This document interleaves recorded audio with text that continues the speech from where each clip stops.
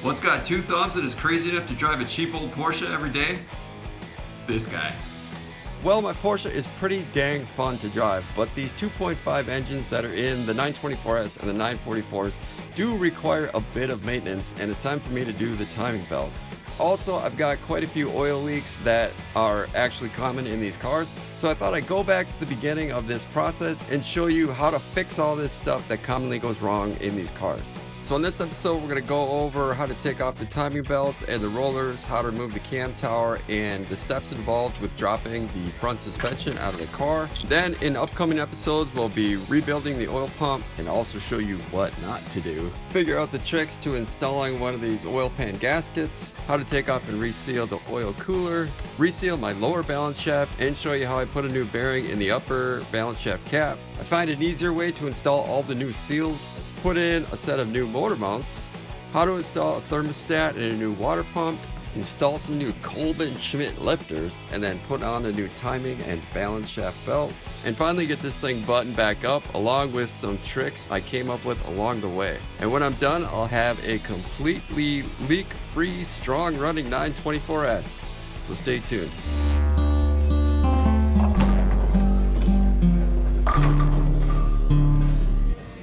So you need some special tools in order to service the belts on one of these cars. I ordered this kit from 944 online.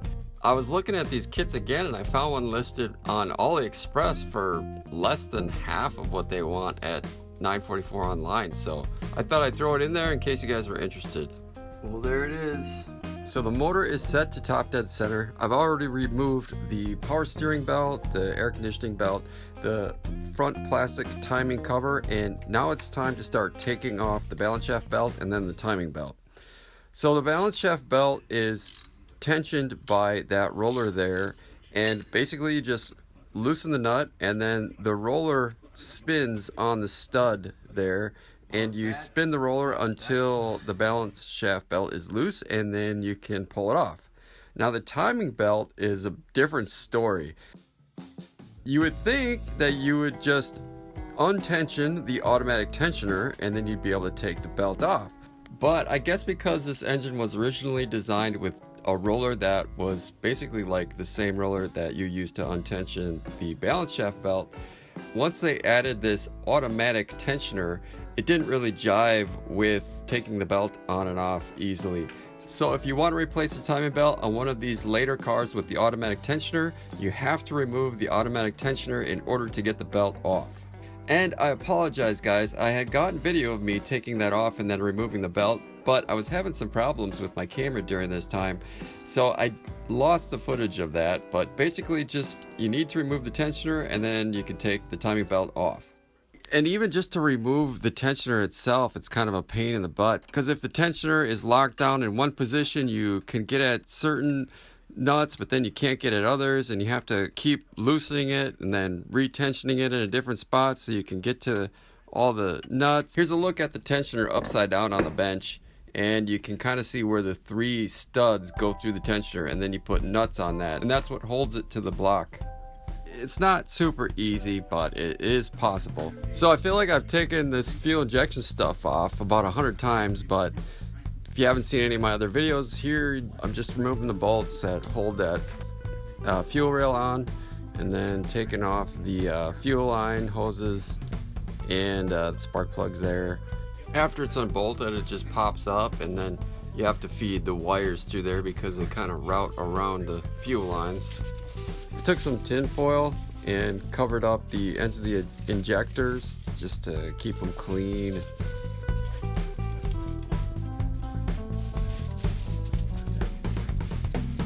And then it's time to start pulling this cam tower off. Those caps there take a H8 size Allen key, and then the bolts down inside the cam tower and on the outside use an H6. And it's interesting because those bolts are actually the same bolts that hold the intake manifold down. You need a long H6 to get to those ones there that are inside the cam tower, and then you need a short one for the bottom row because the long one, at least for me, was too long, and you needed the short one in order to get down in there.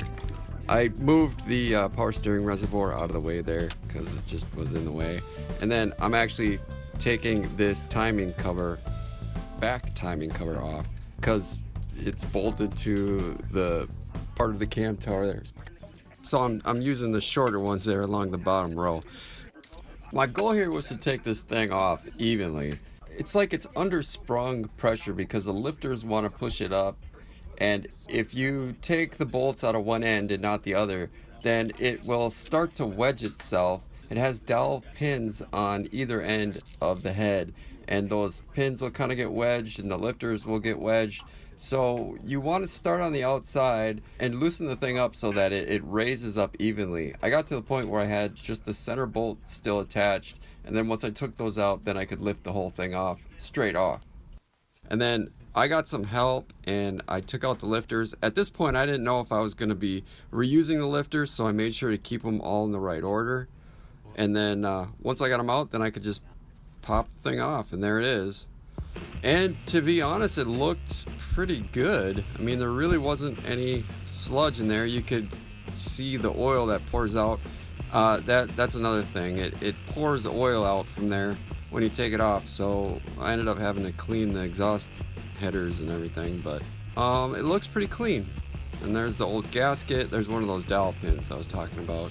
You could see how oily it is there on the end, and I'm not quite sure if it's because it was leaking up in the corner of that main gasket there that you see on the top of the head, or if it was coming out of the seal there. I think it was leaking out of that corner there. But for the most part, it looked pretty good. That back cover was leaking for sure. Everything looks pretty good in here. The cam spins around. It doesn't spin super easy. It seems like the bearings are still good, and all the cam lobes look the same. They all look nice like that. They don't have any bad wear marks or anything weird like that.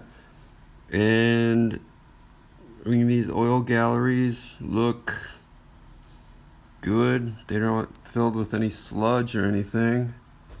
You can see it's oily, so I'm assuming that oil leak is from the seal.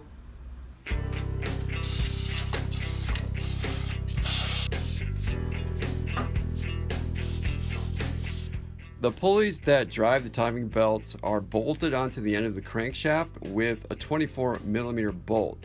And that bolt is torqued really tight because behind those pulleys is the drive for the oil pump, and it's not keyed onto the end of the crankshaft. It's actually held in place by the pressure from that bolt. So it's tough to get this bolt off of there, and you really need a long breaker bar to do it. So I started with that bolt first because I wanted to see if I could break it loose. Oh, there it is. And with the long breaker bar, it actually wasn't too bad. All right. Now the next thing is to see if I can break these bolts free on these pulleys. I put marks on all the rollers and the ends of the balance shaft pulleys to hopefully help me when I put these back on. But there's really only one thing you need to keep track of when you're taking these apart, and that pertains to the balance shaft pulleys. All the other pulleys and rollers need to be adjusted anyway, so it really doesn't make sense. The pulleys that are on the ends of the balance shafts are actually the same part number. If you look at the pulley, it has 2 slots machined into it. And the upper balance shaft uses one of those slots, and the lower balance shaft uses the other. So if you keep track of which way the pulley is orientated on, say, the upper balance shaft, then you know that that pulley goes on that way, and when you're installing the pulley on the other shaft, then you just rotate the pulley so that the key slides into the other slot. It's pretty straightforward once you start working on it. And the cool thing is the plates that go on the ends of the pulleys, they actually have a tang on them, and that tang then just slides into the unused slot on the end of the shaft that isn't filled up by the key. So the plates actually orientate themselves. So again, what you want to do, like in my case, is I made sure I took pictures and knew exactly which way the pulley was on the end of the upper balance shaft. I knew which slot it was using in that pulley, and then the lower balance shaft just uses the other one. I'm just putting the wrench against all the other rollers and stuff. It really didn't make sense to mark those because when you put it all back together, you're readjusting them anyway. So just keep track of the balance shaft pulleys and you'll be all right. Oh. It's kind of weird, but the lower balance shaft pulley there, you can see it looks like it was glued on with some orange Loctite. And you can see in the threads, it looks like it's in there too. So for the meantime, I moved on to the power steering pulley and the main bolt that holds that pulley together on the front of the crankshaft. So there's the power steering pulley. And then I also quickly decided to pull off the rest of the rollers there. So I took those off too. And then I went and got my inexpensive Harbor Freight puller and put it on the end of that shaft and then pulled that pulley off.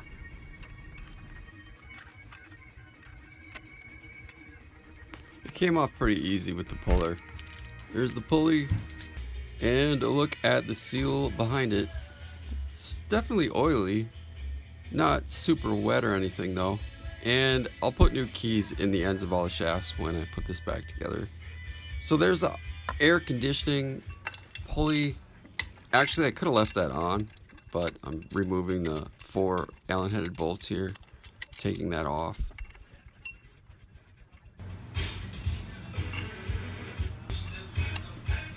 And I've seen videos online where guys have a hard time removing this pulley, but for me, I was just able to slip it off by hand. Behind there is the timing belt pulley, and I'm going to use a puller for that. To use a puller on that pulley though, I have to take the timing belt cover off. So this is the rear timing belt cover.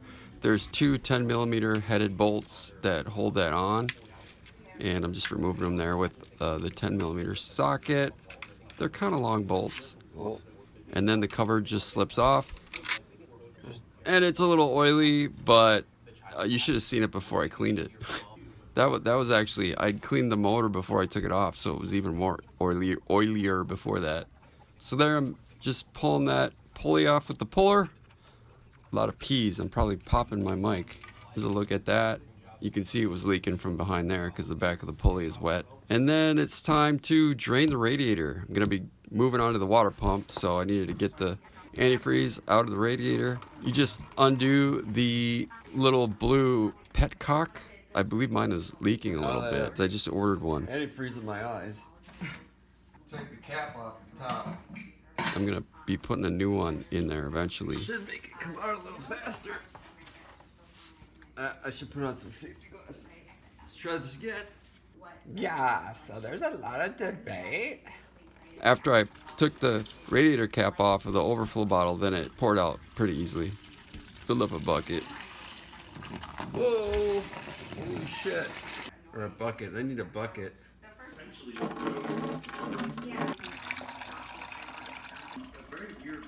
Let it drain. And now I can move on to the water pump. There are quite a few bolts that hold the water pump on. They use a 10mm socket or, wrench, whatever, on the heads of the bolts. There is bracket that is connected to that block-off plate for the power steering hose. And because I used a different block-off plate, I got a new hose for that. When I put this back together, I actually made my own bracket for it. You'll see that in the future. And I'm removing the hose there that connects to the tube that runs over to the heater core. What our physical system does is creativity and Let that drain. And then went back to taking all the bolts out of the water pump. They all have these little washers behind them, so if you're not using new hardware, you gotta make sure you find or catch all the washers. I spent so much time with a wire brush and brake parts cleaner cleaning up all the hardware for this thing.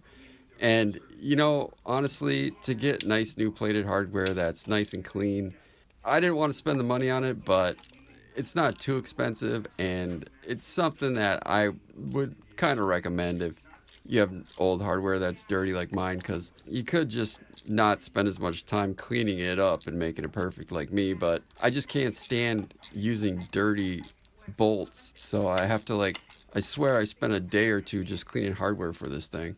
Besides the bolts, there's also some studs, and then those studs have 10mm sized nuts on them. And like I said, they all have washers behind them, so I dropped a nut there, but yeah, and there's a washer. It's a combination of bolts and studs that holds the water pump on.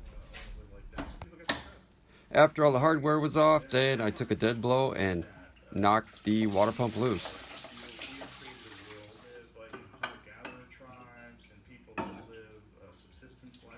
Oops. It turns out my water pump had been serviced, obviously, because they had RTV sealant on both sides of the gasket. Not sure, why they did that, but I guess it worked. Alright, so I went back to the top of the cylinder head here, and I'm cleaning off the gasket.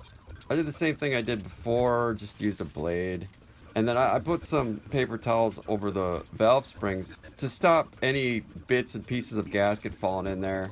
I also stuffed paper towels down in the oil return holes so that nothing would fall down into the motor. Took a vacuum, vacuumed it at the same time, and then went back, scraped it off as best as I could, and then I took a wire brush on the Dremel and cleaned it up even more.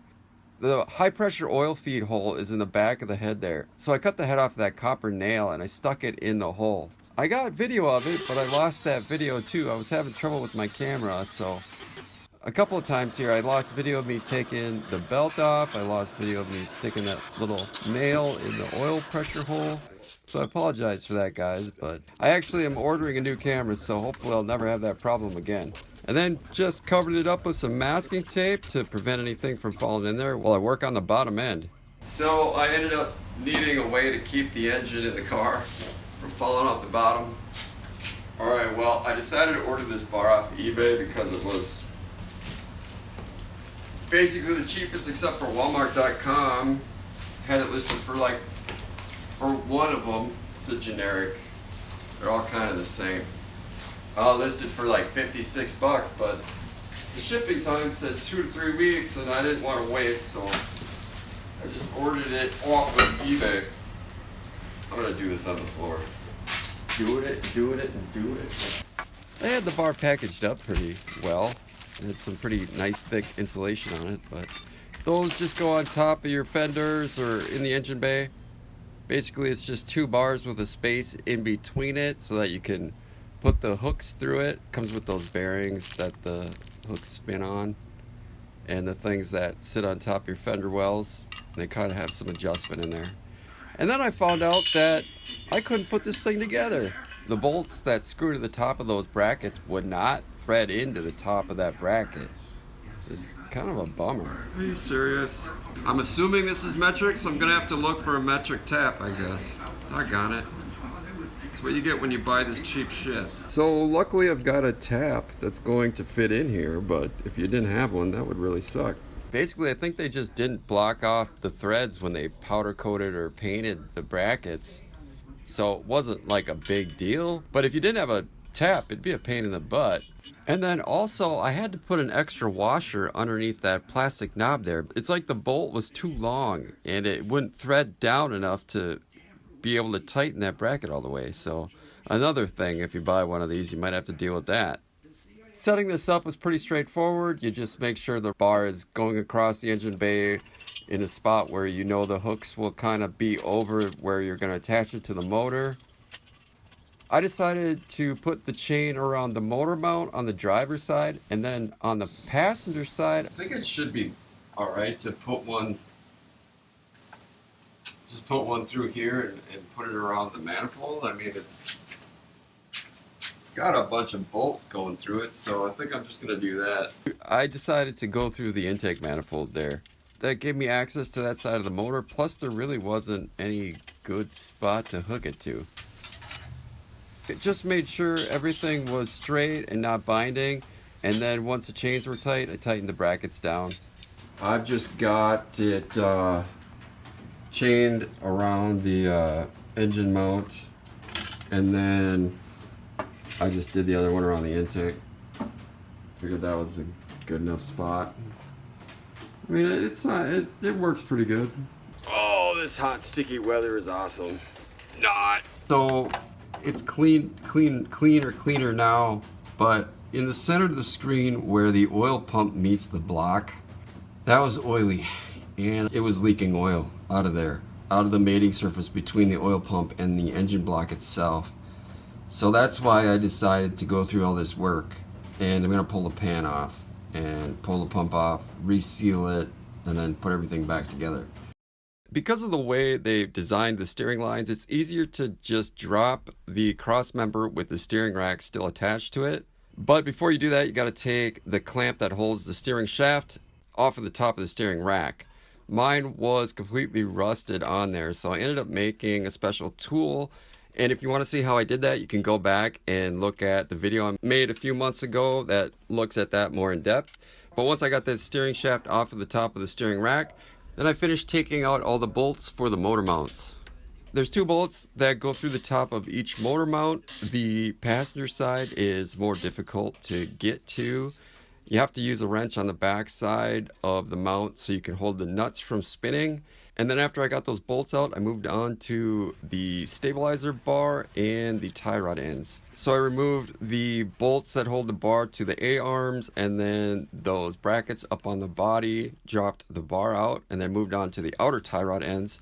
Found out my boots were ripped, so in a later episode you'll see how I came up with kind of a creative way to fix those. You just pull out the cotter pin and remember to save it so you can match it up for a new one if you're going to reuse your tie rod ends. And then unscrewed the castle nut to the top of the bolt so I could pound on it to break it free from the knuckle there. Tie rod end's loose. Do the other side. I think I should just be able to take this bolt out. Ball joints are pretty straightforward. You just unbolt that bolt that clamps to the top of the ball joint, and then you can take a hammer and whack on the A-arm to break it free if you need to.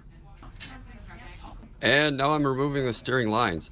So I removed the one line where it attaches here up to the hard line that kind of coils around underneath the headlight. And then I'm going to move over to the other line to remove that from the pump. After I pried it off, of course it leaked, so I caught the fluid with a bucket and then moved on to the other line and started removing that. There's a couple of washers on either side of the fitting, so make sure you keep track of those. I bought a box of different size rubber plugs to use to cap things when I took all this apart. So I took one of those rubber plugs and stuck it in the end of that hose to stop it from dripping. And then I stuck one in the pump as well. To make sure I didn't have to get in alignment when I reassemble this, I cleaned around where the A-arms bolt to the body with brake parts cleaner, and then I used my paint pen and made a perfect stencil around the mounting points so I could put these right back where they were. After that, I'm removing the bolts that go through those brackets. And next I can move on to the bolts that hold the cross member to the car. It was so oily on the passenger side, left over from when my power steering reservoir was leaking so bad. Started off with the ratchet wrench and then finished with the power tool. And once those bolts were out, it's time to finally let the cross member down. You need to make sure that that power steering line that clips up into the body is free, otherwise you'll end up bending that. So make sure that's free, and then I just gently let the thing down. And there it is, one oily Porsche aluminum front cross member. Coming up in the next episodes, we'll take an in-depth look at replacing my oil pan gasket, along with the oil cooler, and the oil pump, and then the water pump, and then put new lifters in this thing. And yeah, some good information for 944 owners or somebody who's thinking about buying one. Thanks for watching the show, guys. Be sure to check back for new episodes of Project Porsche. See you next time.